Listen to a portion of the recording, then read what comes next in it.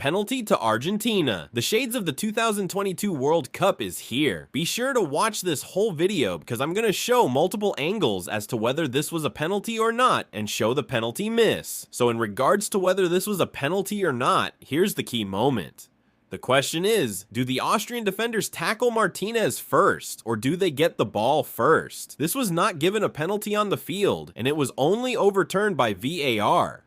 Here's another angle. There are two simultaneously tackling Martinez, which made the case even worse for Austria, because this means that even if one of the two defenders tackles Martinez first, before either of them gets the ball, it's really bad news for Poland. And to the VAR, that's exactly what he saw, but what do you guys think? Should this have been a penalty or not? Did the defenders trip Martinez first, or was their play to get the ball a fair play? Comment your views down below because the internet is heavily debating this right now. Some are saying that this is a clear penalty. Others are saying Argentina are gifted penalties just like in 2022. But in this case, it didn't even matter because Messi stepped up to take the penalty, but he missed it. It went wide of the goalkeeper, and Messi missed out on the chance to become the highest goal scorer in FIFA World Cup history with this penalty. And he seemed like he was in despair after